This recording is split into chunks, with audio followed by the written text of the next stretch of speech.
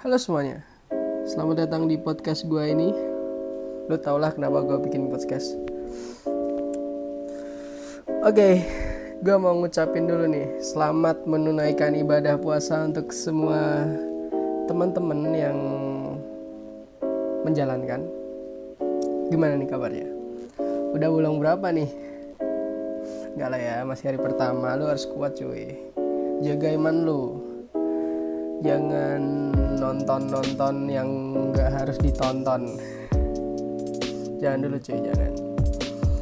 Terus puji Tuhan nih cuy, puji Tuhan di bulan yang penuh ampunan ini, bulan puasa Ramadan, persebaran COVID-19 di Indonesia cukup berkurang cuy. Kasus positif tidak bertambah secara besar seperti dulu-dulu. Kasus terkonfirmasi di Indonesia ada 8.211 orang dan kasus meninggalnya tetap di angka 689, dan puji Tuhannya nih cuy, kasus sembuhnya itu naik 12,2%. Jadi ada 1.002 kasus sembuh ini kemarin, nggak tahu sekarang. Semoga hari ini makin banyak lagi yang sembuh cuy, gue harapin sih itu. Terus kasus dalam perawatannya ada 6.520 dan jumlah ODP orang dalam pantauannya ada 197.951 orang, dan jumlah pasien dalam pengawasan ada 18.301 orang. Dan gue berdoa, kita semua berdoa buat agar COVID ini, pandemi ini cepat-cepat berakhir dan kita bisa lebaran bareng, bukber bareng. Ini hari pertama, sebenarnya sih gak ada bedanya sih cuy. Gua kemarin keluar bentar gitu kan ke rumah yang gua, dan jam 4, jam 5 tuh masih rame banget cuy. Masih rame orang-orang jualan di Solo ya cuy. Jualan takjil gitu, banyak banget juga yang beli takjil tanpa masker cuy. Rame banget pokoknya. Gak tau sih, udah pada bosen di rumah kali ya. Dan lu pas kuarantin ini ngapain aja sih? Gua sendiri udah gabut banget nih, udah berapa minggu ini, udah hampir 3 minggu gua di rumah. Walaupun gua juga keluar sih, gua ke rumah yang gua beli makan dan lain-lain. Tapi gua udah ngerasa gabut banget aja. Walaupun tugas dan PR sekolah kelas online menghantui ya cuy. Gue sendiri tugas ada beberapa sih yang belum gue kerjain karena mager banget. Dan kelas online pun ada beberapa kelas yang gue gak ikut karena gue mending lihat film daripada kelas. Dan kalau lu lihat ini di YouTube, footage-nya, video-video yang gue kasih tuh video kegiatan gue di rumah cuy. Mandi nggak usah di video sih, makan, terus nonton drakor cuy. Yoi cuy, gue akhir-akhir ini tuh karena gue gabut. Gue kemarin tuh seminggu yang lalu gue nonton Parasit, Persaya, bacanya gimana lah bodo amat. Dan filmnya juga bagus banget, itu film Korea yang menang Oscar juga. Terus gue juga nemu di Netflix Itaewon Class. Gue dengar dari kakak gue katanya bagus, jadi gue lihat. Gue udah sampai part berapa ya, 11, dan gue suka. Jadi gue tertarik aja sama Itaewon Class karena menurut gue itu ceritanya bukan cuma soal bucinnya doang, cuman ada sisi kekeluargaan yang pengen banget gue tahu gitu. Dari jalan ceritanya sih asik banget. Lu harus nonton si Itaewon Class gitu. Lu cari aja di Netflix, kalau di Google ada, kalian download aja. Terus gue ya gini-gini aja sih di rumah, makan, tidur, mandi, boker, nonton Itaewon Class. kelas online kalau diingetin. Kalau lu ngapain aja? Kalian tulis aja kalau lu nonton di YouTube, lu tulis di kolom komentar. Kalau lu nonton di Spotify, denger di Spotify, lu bisa DM ke gua. Gua nggak tahu di Spotify bisa komen nggak ya? Enggak kan? Lu bisa DM ke IG gua @sebusajaduta_, lu follow. Lu DM gua cerita-cerita boleh. Nah, daripada durasinya tambah panjang, kita langsung masuk ke topik pembicaraan di podcast gua kali ini. Di Lenggahan part 2 ini gua bakal bahas topik yang cukup banyak orang yang ngalamin.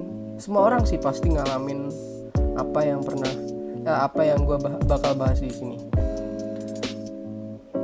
Kalian pernah nggak sih ngalamin sakit hati? Pasti pernah lah ya. Siapa sih yang nggak pernah ngerasain? Nah, di podcast ini gue kasih judul sakit hati paling serius. Lu pernah gak sih ngerasain sakit hati paling serius lo tuh di titik mana cuy? Lu bisa komen lah di kolom komentar. Lu dengernya di Spotify, lalu DM gue aja di @sebusajaduta. Nah, di sini gue juga sempat nanyain di Instagram gue, di Instastory, dan kebanyakan temen-temen gue mereka sakit hati karena ditinggal pacar, terus putus, terus diselingkuhin, terus dikecewain, banyak lah pokoknya. Dan kebanyakan sih gitu cuy. Dan gue sendiri pernah juga sih sebenarnya, pernah putus cinta, terus ditinggal mantan, terus apa ya, pokoknya gue juga pernah ngerasain yang namanya putus cinta, tapi nggak parah-parah banget gitu ya, nggak sampai buat gue stres dan lain-lain. Nah, gue mau cerita sedikit nih pengalaman gue tentang sakit hati paling serius. Gue nggak tahu sih lu pada pernah ngerasain apa nggak, pernah ngalamin apa nggak. Cuman cukup aneh sih, karena pengalaman gue ini bikin gue hampir putus asa gitu sama hidup gue. Bikin gue bener-bener apa ya, kalau kata-kata yang dalamnya tuh udah ada di titik paling bawah gitu. Walaupun nggak bawa banget sih, cuman gue alay sih emang. Dan itu bikin gue agak mau putus asa dan nggak tahu kedepannya mau gimana. Nah, waktu itu kan ini pengalaman gue yang gue alamin di tahun 2017 di bulan Juni-Juli gitu, kalau nggak salah, setelah lulusan SMP cuy, setelah nerima hasil ujian nasional waktu itu. Jadi gue dari kecil dari SD gue tuh udah punya tujuan buat kedepannya gue mau ngapain. Nah, gue tuh setelah gue lulus SD, gue tuh masuk ke SMP Negeri 2 Surakarta cuy. Jadi gue tuh pengennya tuh sekolah yang kayak orang tua gue di SMP atau SMA gitu ya.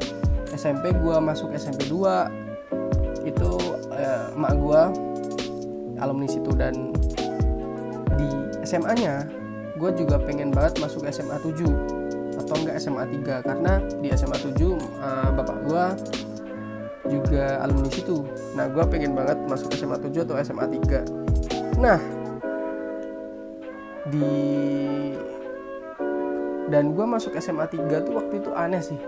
Kenapa gue pengen masuk SMA 3 tuh ceritanya aneh, karena gue waktu kelas 1 SMP, waktu pertama kali gue masuk SMP, gue tuh ketemu sama cewek cuy, kakak kelas sih. Gue suka sama dia, kakak kelas, tapi dia akselerasi, jadi cuma 2 tahun sekolah, dan dia masuk ke SMA 3.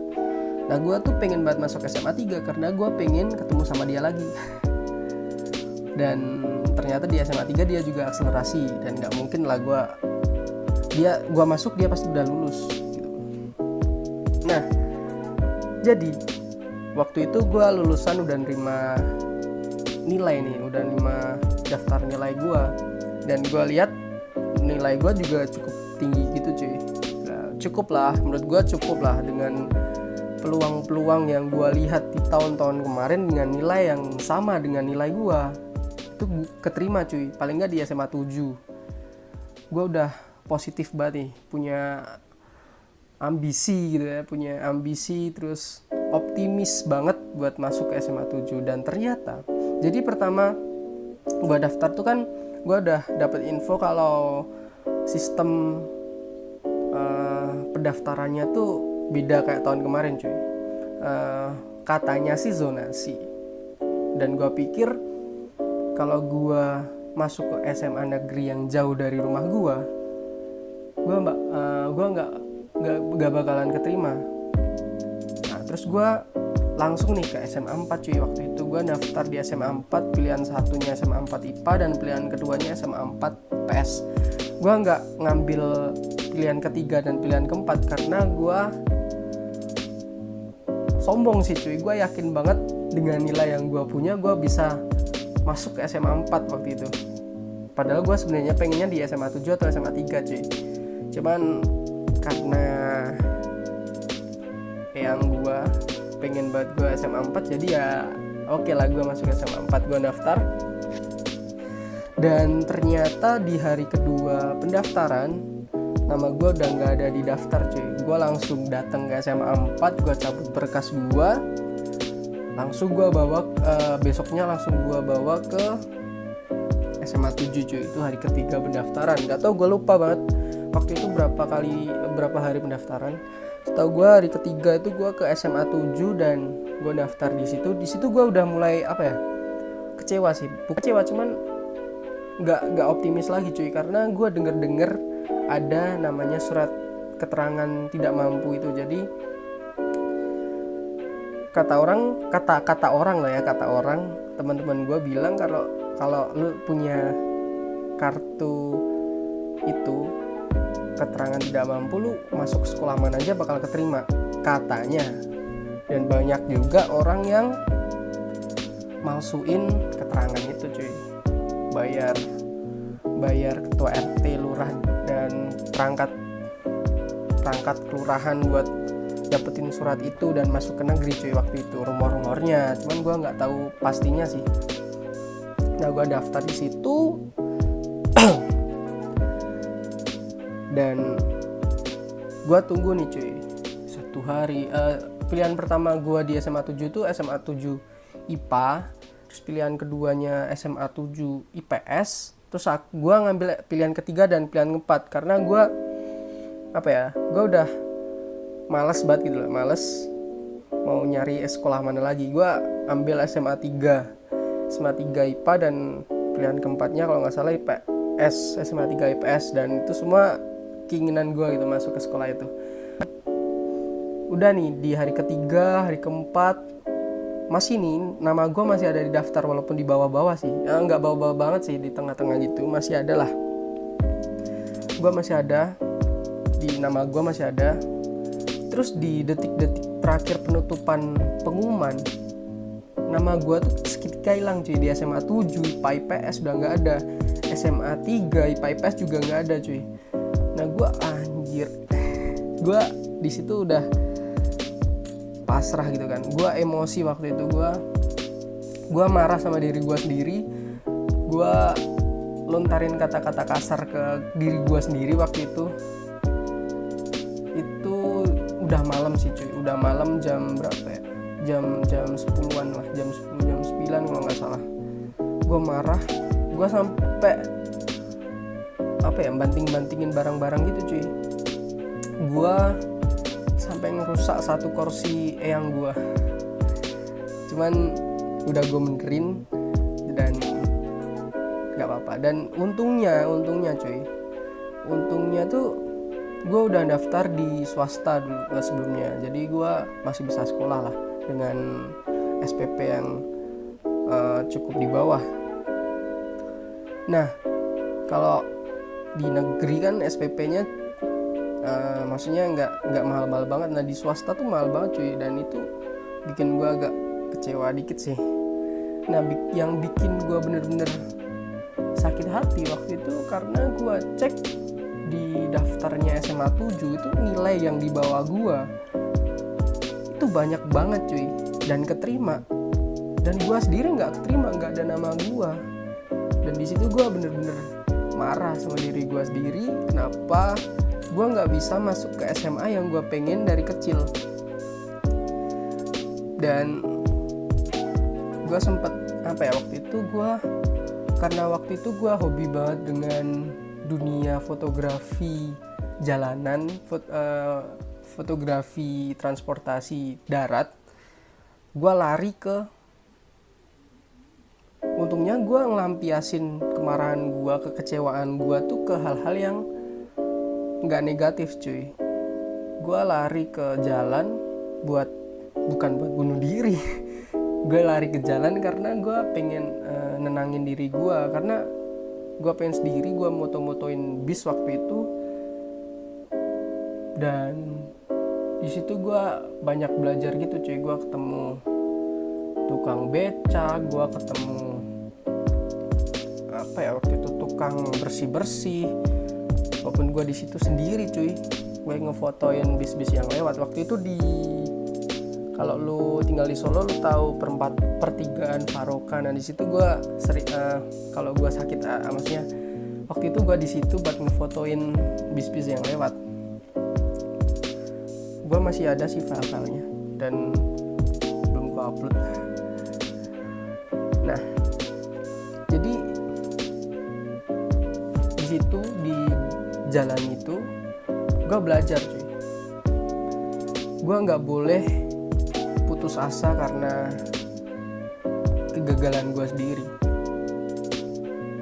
Gue nggak boleh nganggap kegagalan gue sendiri tuh sakit hati gue, kecewa gue tuh sebagai akhir dari perjalanan gue. Walaupun waktu itu gue bener-bener putus asa cuy, bener-bener kayak gak mau sekolah gitu, karena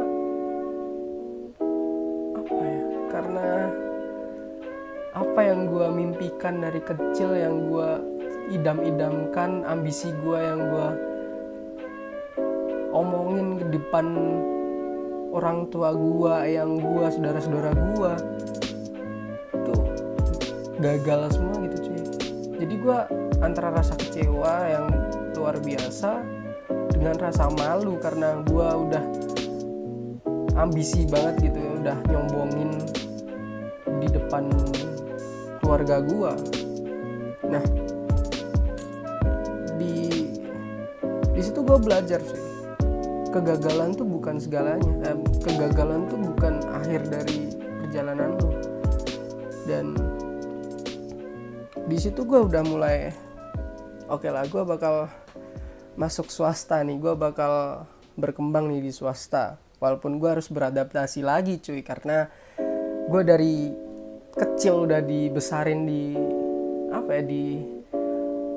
lingkungan negeri, yang gue pegawai negeri, walaupun orang tua gue sendiri swasta. Tapi dari TK SD gue sekolahnya di negeri, sampai SMP pun negeri. Kedua orang tua gue juga negeri semua sekolahnya, karena yang gue pegawai negeri waktu itu. Nah lu pernah nggak sih ngerasain apa yang pernah gue rasain ini? Lu tulis aja di kolom komentar cuy kalau lu nonton di YouTube. Nah di sini gue bakal ngasih tahu cuy kalau yang gue lakuin tuh salah. Jadi kalau lu sakit hati nih, misal lu sakit hati karena lu ditinggal cewek lu nih, lu diselingkuhin, lu ditinggal pas lagi sayang-sayangnya mungkin ya. Lu jangan sampai lu gak ngontrol emosi lu cuy. Jangan sampai itu cuy, karena kalau lu udah gak ngontrol emosi lu dan lu jadi stres, nah itu di situ lu bakal ngerasa bahwa lu udah di paling bawah aja. Dan lu kalau udah putus sama pacar lu, misalnya pacar ya, misal lu diselingkuhin pacar, lu jangan sampai benci sama mantan lu cuy. Jangan sampai lu nganggep bahwa mantan lu tuh salah, walaupun mantan lu tuh salah cuy. Jangan gitu. Dan lu harus apa ya, istilahnya itu move on ya, kalau nggak salah, move on. Dan lu harus cari yang lain. Kalau lu putus ya, lu harus cari yang lain, lu harus perbaiki diri lu harus belajar dari kegagalan lu. Terus apa yang lu pelajari dari kegagalan lu move on, lu harus bikin tujuan baru untuk hidup lu. Dan menurut gue sendiri, apa ya gitulah cuy. Jadi lu jangan sampai menganggap bahwa kegagalan lu itu sebuah titik terendah bagi lu. Jangan sampai cuy, walaupun emang sakit, bener-bener sakit hati paling serius, cuman itu hilang kalau lu nggak terlalu ngerasain sakit itu cuy. Dan lu belajar dari kesalahan lu, dan menurut gua lu bakal baik cuy di masa mendatang. Walaupun di masa-masa sulit lu gimana ya, gua bingung sih jelasinnya gimana, cuman ya gitulah. Di masa lu kecewa, lu harus belajar dari kegagalan lu, belajar di kecewa lu, rasa kecewa lu harus perbaiki diri lu setelah lu ngerasain kecewa cuy. Dan lu harus introspeksi, kenapa sih gue kecewa tuh, kenapa. Dan lu jangan sampai ngulangin pengalaman lu sebelumnya karena kecewa itu. Dan sini gue di negeri, gue nggak masuk negeri dan gue masuk swasta. Di sini gue belajar banyak banget cuy. Di sini gue ikut OSIS dan gue merasa apa ya, mulai ngebentuk rasa percaya diri gue. Dan gue udah mulai nyusun tujuan-tujuan baru gue di masa mendatang cuy. Masuk sekolah mana, dan walaupun gue tuh masih ada rasa takut cuy, gue bakal gagal lagi dengan tujuan yang udah gue tentuin, udah gue rencanain, ambisi-ambisi gue. Dan di sini gue sedikit ngulang kesalahan gue yang dulu. Jadi gue ngomong ambisi gue di depan keluarga gue. Dan dari awal gue udah, dari kesalahan gue yang pertama tadi, gue udah mikir gue nggak bakal ngulangin apa yang gue lakuin di masa lalu. Gue nggak mau terlalu ambisi. Nah di sini sih gue sedikit kesalahan karena gue udah ambisi dulu, udah gue omongin ke orang tua gue. Dan sini gue udah mulai mikir cuy, ini gue udah kelas 2 SMA mau dan masuk SMA kelas 3, dan pasti bakal ada tujuan untuk masuk kuliah kan cuy. Dan di situ gue udah punya tujuan untuk masuk kuliah, pandangan gue ke depan mau kemana. Cuman gue nggak mau, gue sempat kemarin masuk ke ranah ambisi nih cuy. Gue mau bahas ambisi sekalian kali ya. Jadi kemarin cerita sama teman lama gue, teman SMP gue, bisa sih dibilang sahabat, udah deket dari SMP. Gue cerita tentang ambisi. Jadi dia bilang cukup,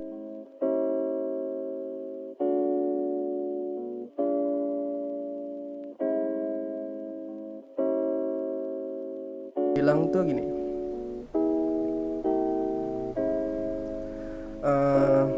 ambisius tuh nggak apa-apa cuy. Gue coba nyimpulin apa yang dia omongin. Ambisius tuh nggak apa-apa asal lu tahu batas diri lu. Nah kalau lu udah ngelewati dari batas diri lu bakal jatuh, dan itu sakit hati bakal ulang lagi. Dan di sini gue ngerasa, gue pikir emang gue tuh belum tahu batas diri gue, belum tahu ya batas diri gue tuh gimana. Dan gue selalu aja, ambisi gue tuh selalu aja ngelewati batas-batas diri gue sendiri. Dan akhirnya gue sakit hati, kecewa, stres. Dan itu udah gue rasain pas gue lulus SMP. Dan gue nggak mau pas lulus SMA nanti gue ngerasain yang udah gue rasain di SMP dulu, awal masuk SMA. Dan di sini gue udah mulai sedikit ngerti dengan konsep ambisi cuy, atau mungkin gue bahas ambisi ya di episode berikutnya. Ya gitulah pokoknya, gue nggak mau kalau lulus SMA ini gue ngelakuin kesalahan yang sama dengan kesalahan gue di SMP lalu. Mungkin udah segini aja kali ya podcast gue, walaupun ngawur sih kemana-kemana baca bahasanya, cuman semoga kalian bisa paham dengan konsep sakit hati. Bahasa gue aneh banget anjir. Ini udah hampir 30 menit gue ngomong. Semoga bermanfaat untuk teman-teman semuanya, lu pada. Semoga bisa menginspirasi bisa gue. Apa ya?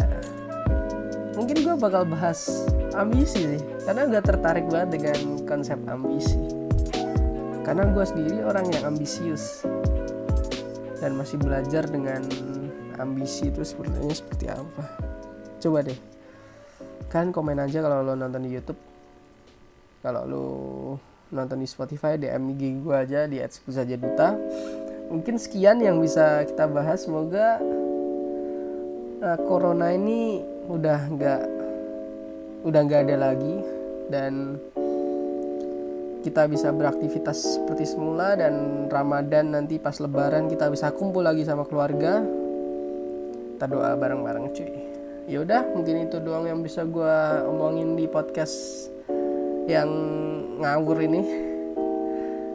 Jangan lupa cuci tangan yang bersih, jaga kesehatan, minum vitamin, tetap semangat. Gue belum nemuin closing yang bagus tuh apa ya. Ya udahlah, bye bye.